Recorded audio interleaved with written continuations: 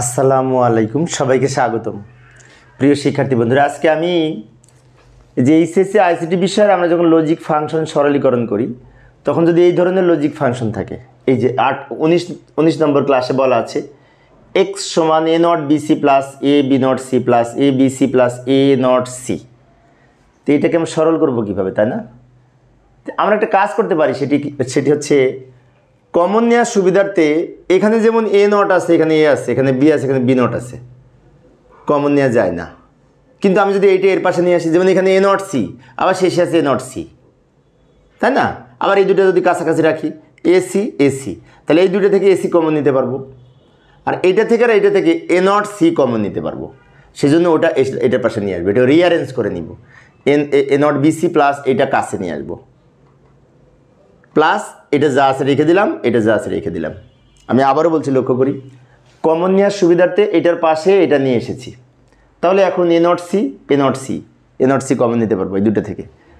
আবার এইখানে AC AC, এই দুটো থেকে এসি কমন নিতে পারবো। এবার আসি, বাকিটুকু করব। এখন আমি যদি এইখানে এ নট সি কমন নিই তাহলে কি থাকে, বি থাকে, প্লাস 1 থাকে।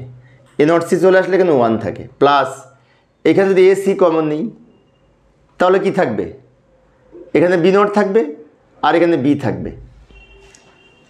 আবার বলছি, লক্ষ্য করি, এ নট সি যদি কমন নিই তাহলে এখানে বি থেকে যায়, আর এখানে এ নট সি আছে তো এখানে 1 হবে, প্লাস এসি এসি এসি যদি কমন নিই তাহলে এখানে বি নট থাকে আর এখানে বি থাকে, এই বি নট থাকে আর এই বি থাকে, এসি চলে আসলে। এখন বুলিয়ান অ্যালজেব্রার যে মৌলিক উপপাদ্য অর অপারেশনের মৌলিক উপপাদ্য রয়েছে সেখানে বলা আছে এ প্লাস এ নট সমান 1, এই নিয়ম অনুযায়ী এটার মান 1 হবে।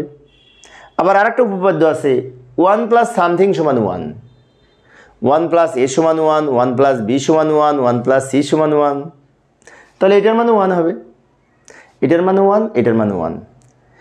এই বুলিয়ান অ্যালজেব্রার কমন নিয়ে যদি 1 না করতে পারি তাহলে কিন্তু তেমন কোনো লাভ হয় না।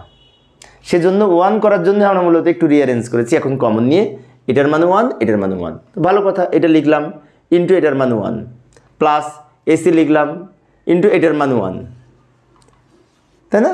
গুড, সুন্দর। এবার এসি এ নট সিকে 1 দ্বারা গুণ করলে এ নট সি, প্লাস এসিকে 1 দ্বারা গুণ করলে এসি। এখন এখানে আবার সি সি কমন যায়, কিন্তু এখানে সি আছে, এখানে সি আছে, গুড। তো সি কমন নেই, সি যদি কমন নিই তাহলে কি থাকে, এখানে এ নট থাকে আর এখানে এ থাকে, এ নট প্লাস এখানে এ থাকে, বুঝছি কি না? ওকে, এখন এই যে এ প্লাস এ নট সমান 1, তার মানে কি এটার মান 1, তাহলে আমরা লিখতে পারি সি ইন্টু 1, সি ইন্টু 1 গুণ করে সি হবে, তাই না? Good, fine. এটার মান তো 1, 1কে সি দিয়ে গুণ করলে সি, এটাই উত্তর।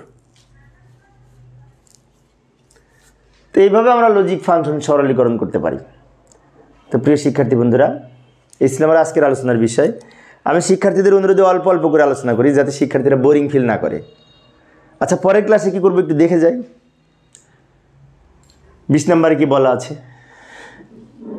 এই যে এইটার সমাধান করার চেষ্টা করব।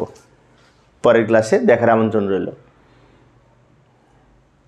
পরিশেষে সবাই ভালো থাকবে এবং সুস্থ থাকবে এই কামনায় খোদা হাফেজ।